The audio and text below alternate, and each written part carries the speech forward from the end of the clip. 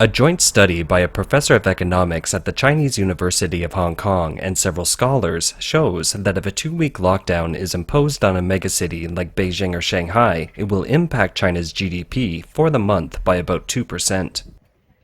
Despite the devastating impact, unfortunately, up until now, not only does Shanghai show no signs of lifting the lockdown, but Beijing, caught up in a new wave of COVID-19, is moving in the same direction. In addition to China's two best-known cities, more than 45 cities in the country are currently under lockdown in the fifth wave of the outbreak, and some smaller cities, such as the city of Ruili, have been under lockdown off and on for more than 160 days. In spite of intense skepticism, Chinese Chairman Xi Jinping has shown the world that the Chinese Communist Party, or CCP, is determined to stick to its zero-COVID policy. At a May 5th meeting of the Politburo Standing Committee, the CCP's highest decision-making body, Xi warned officials at all levels not to let up on the fight against COVID-19 and has cracked down on criticism and skepticism of his policy. He said to unwaveringly insist on the dynamic zero-COVID policy and firmly fight against all remarks and actions that distort, doubt, and negate China's anti-epidemic policy. Liaoning, Zhejiang, and Henan provinces and other places recently reported new COVID-19 outbreaks with unclear sources of infection with risks of hidden transmission. The difficulty for origin tracing, controlling, and preventing increases. At present, China's COVID-19 situation has improved but is still complex and serious. The risks of an outbreak reoccurring still exist.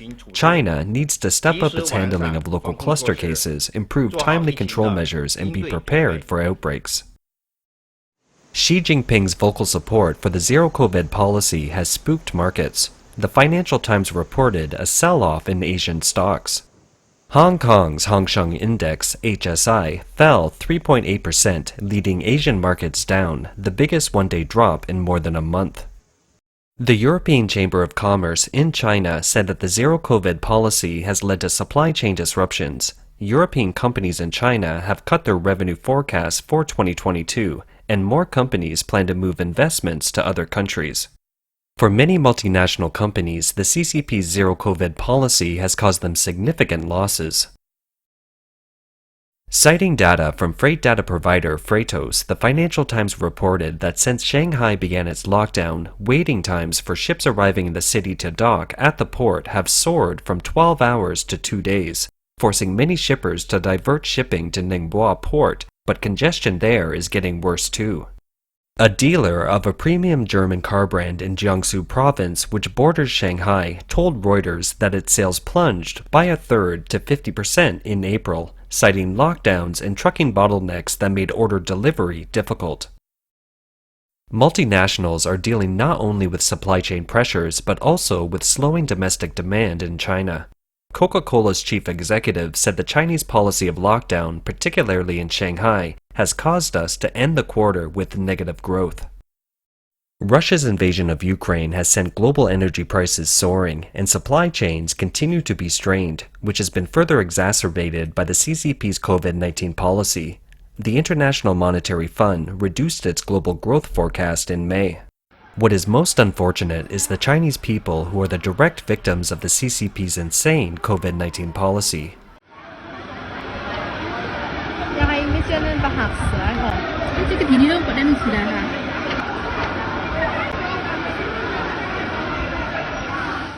我真的都气得发抖了。我买的油、米，来，全部都没了。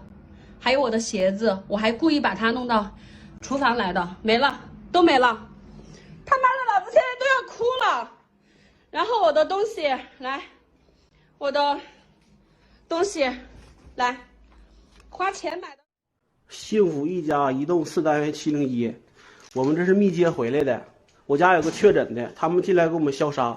现在我家所有东西都没有了，包括衣服，门口挂的衣服，沙发上的软包、床帘儿。还有床上的铺盖、被窝，全都没有了，而且我家的钱也没有了。他把冰箱里的食物也全给我们扔了、撇了，啥都没给留。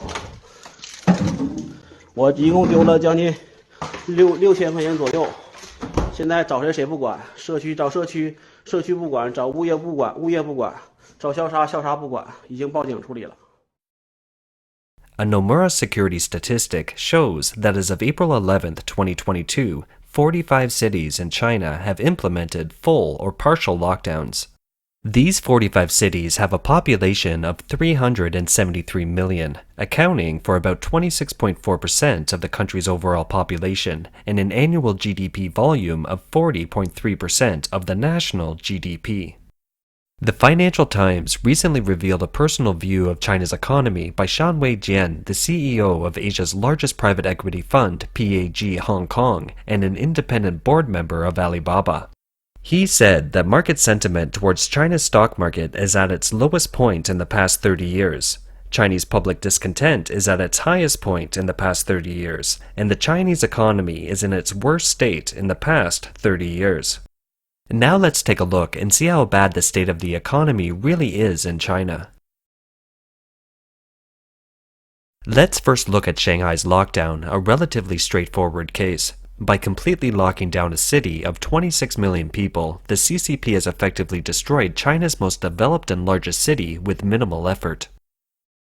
Shanghai is a major economic center and manufacturing hub, a city with a GDP of $680 billion in 2021. It has the world's third largest stock exchange. Many major Chinese and international companies are inextricably linked to Shanghai. Tesla and Volkswagen factories in Shanghai have been shut down for weeks, and more than 30 Taiwanese companies that mainly produce electronic parts have suspended production, including Taiwan's Pegatron, which assembles phones for Apple. According to a survey released on May 5th by the Japanese Chamber of Commerce and Industry, 63% of Japanese factories in Shanghai haven't resumed any production. Meanwhile, 28% of factories have resumed less than 30% of their capacity. Together, they account for 91% of the overall production capacity that's yet to be restored. The survey was conducted from April 27th to 30th, and a total of 100 Japanese companies were interviewed, including 54 manufacturing companies with factories in Shanghai. The companies said that it was difficult for factories to obtain needed raw materials and components, and even the delivery of finished products was difficult to fulfill. Since March 2022, the impact of the zero-COVID policy has led to widespread shutdowns and production suspensions in China's auto manufacturing cities of Jilin and Shanghai, with some car companies experiencing a sharp drop in new vehicle production. In April 2022, Shanghai Auto Group SAIC Motor had its new vehicle production drop by 62.02% compared to the same month of the previous year. Compared to losses on the production side, the impact of the outbreak on consumer spending power and confidence is more long-term. The chairman of Chinese electric car maker Xiaopeng Auto left a message on Weibo, China's equivalent of Facebook and Twitter, on April 13th, saying, "If supply chain companies in and around Shanghai are still unable to find a way to dynamically resume work and production, it's possible that all Chinese OEMs will have to shut down and stop production in May." Each place has its own requirements for epidemic prevention and control, because they are at different stages of the epidemic. So, the logistics and transportation processes are not completely smooth. China's heavy industry base, Jilin Province, located in the northeast, has two major cities, Changchun and Jilin, under lockdown since February. On April 28th, it announced its first quarter GDP, down 7.9% year-over-year, making it a province with negative growth in the first quarter in China. Given more than 45 cities are currently under lockdowns, a region that combined produces about 40% of China's national GDP, a massive number of small and medium-sized businesses have closed down or are about to go out of business. And among these waves of bankruptcies, how many Chinese have seen their incomes plummet or even gone bankrupt? The profound impact of the current anti-epidemic measures on businesses can be gauged from an earlier survey. In the early 2020 outbreak, at Tsinghua University professor and his team surveyed more than 1,400 SMEs and found that without any business income, 34% of the companies could only last 1 month, 33.1% could last 2 months, and only 17.91% of enterprises could sustain themselves for 3 months. Those who could sustain for 4 months or more accounted for only 14.99%. 肯定受影响。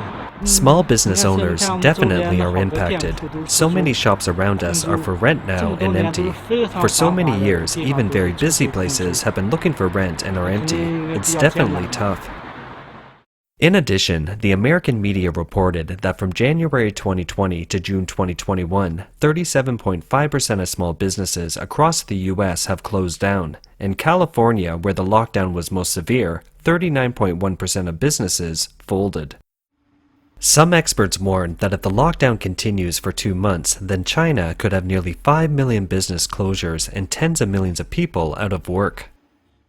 Moreover, the current leverage ratio of Chinese people is very high, reaching about 62% already. Such a high leverage ratio has surpassed Germany and Singapore in developed countries and is now close to the level of developed countries such as Japan and the G20. That is, the Chinese people with a per capita income level of almost 1/5 or so of developed countries are carrying a debt level similar to that of residents of developed countries. Out of such a high debt burden, it can be said that Chinese people really have no money to spend. On May 4th, the Ministry of Culture and Tourism said that China's domestic tourism revenue fell to about $9.78 billion during the Golden Week holiday that began on May 1st, down 43% year-on-year.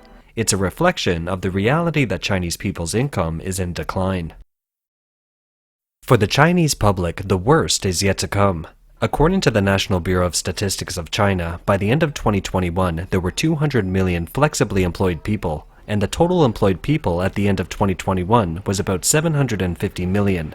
In other words, flexibly employed people accounts for about 27% of the total employed population.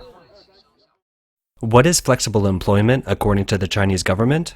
If one loses a full-time job, he or she starts odd-end jobs such as being an Uber driver, vlogging at Douyin, the TikTok equivalent in China, or they start running a street stall. Under these circumstances, he or she is considered to be flexibly employed. Since 2021, China's real estate, education and training, and high-tech industries have come under severe regulation by the communist government for a variety of reasons. These industries were originally sectors that provided employment, especially for highly educated people. Now this group of people who thought their income was secure is starting to worry about whether they can afford to repay their loans. According to industry insiders, almost every big tech company is letting go staff, with an average of more than 20% of their staff laid off, including Alibaba and Baidu. Someone who now faces a layoff revealed his life story as a programmer. If one joined Tencent in 2012 and enjoyed a monthly household income of nearly $10,000, he was considered a winner in his own social circle. In 2020, he over-leveraged and bought a home and a car. Now facing layoffs and a monthly mortgage payment of $15,000, he is now on the verge of returning to poverty and bankruptcy. People being unable to make mortgage payments on time due to the outbreak has become a hot topic on China's internet. At a press conference of the Guangdong banking industry on April 20th, 2022, an official introduced that since the outbreak in 2020, banking institutions under the jurisdiction of Guangdong have deferred the repayment of 46,000 mortgage loans affected by the epidemic, involving more than $4.5 billion in loans. 46,000 loans belong only to one province, Guangdong. If it's expanded to 31 provinces and their cities across the country, what a huge number it would be. That is to say, among the huge unemployed masses or those heading towards poverty, China's most educated population, the elite with university or graduate degrees, is also becoming a major part of it. The past employment problem is hardly solved, and a new cohort is about to arrive. With over 10 million college students set to graduate this summer, where they will find employment in the labor market is a big problem. Official Chinese figures show that youth unemployment rose to 16.8% in July and August 2020. The Nikkei Asian Review reported on May 6 that the head of the economic research at Ruili, China, predicted that youth unemployment in China could reach 20% this summer. Moreover, over the last year, various asset portfolios of the Chinese people have been plummeting. Relevant data from China's National Bureau of Statistics shows that the average price of commercial properties nationwide in March 2022, compared with the average for the whole year of 2021, fell about 10%, even lower than the average price in 2019. Some Chinese industry insiders speculate that at least 95% of homes in China are becoming money-eating assets and are no longer producing income. At the same time, China's stock prices keep falling. The A-share index has now fallen below 3,000 points, and many stock investing families are struggling to hold on to their last assets. As a result of the fall in A-shares, China's public funds as a whole lost $200 billion in the first quarter. China's General Office of the State Council recently issued a document. This document deploys 20 work items in 5 major areas to unleash the consumption potential of the Chinese people, with comprehensive measures to promote a sustained recovery in consumption. For example, boosting the property market, promoting auto consumption, supporting the consumption of new energy vehicles, and so on. A Chinese netizen commented, "Behind all these stimulus policies on consumption, there is a fatal logic issue. There hasn't been a policy to stimulate the growth of people's income."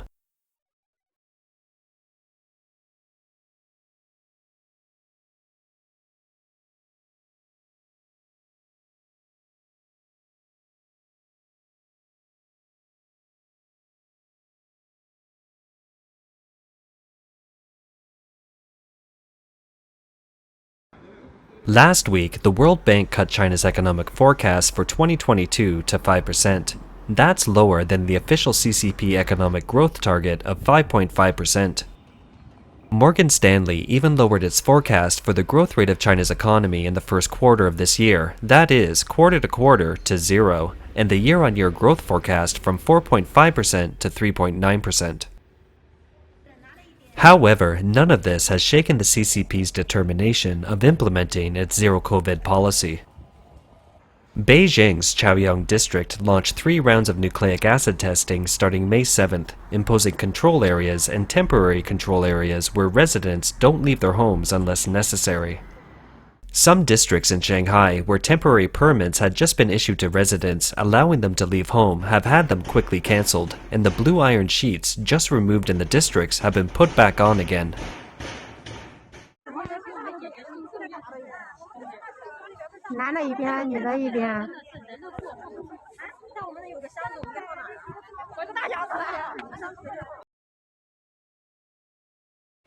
Zhengzhou City, Henan Province, a large city of more than 12 million people, has been in a week-long lockdown since May 4th.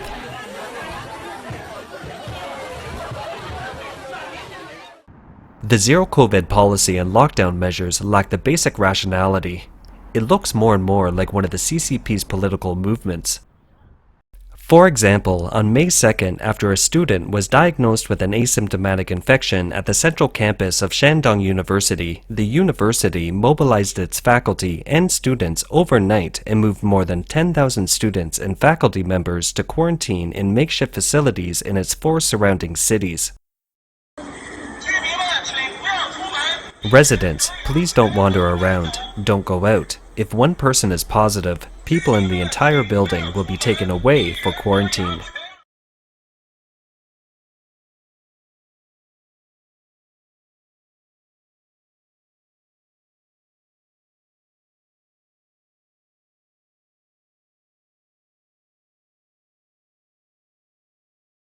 We may never know the real situation of those outbreak containment areas in China and how many people have died or are living in pain due to various circumstances.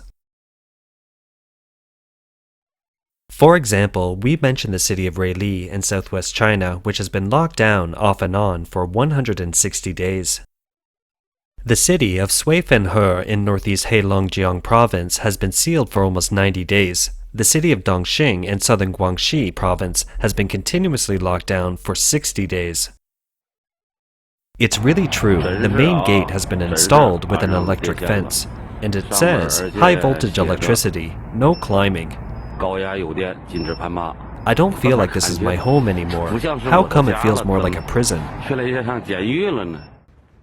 For the CCP, defending its anti-epidemic policy is officially necessary for the greatness, glory, and correctness of the party, and for the party line struggle within itself.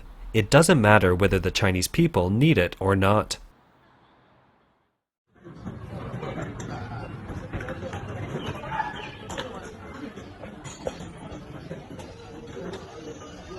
他脑袋上怎么缺了一块？ This car is here to pick him up. 这个车是来接他的。这个司机等了很久了。 This driver has been waiting for a while. 他受不了上海的封控。 He can't stand the lockdown in Shanghai. He's going to flee back to his own country. 他在办理手续，好像是。 He's doing the paperwork. The driver wonders why he's so slow. 耽误我赚钱了。 This man in shorts also wants to leave. 这个小男孩来凑热闹。 This little boy also wants to go.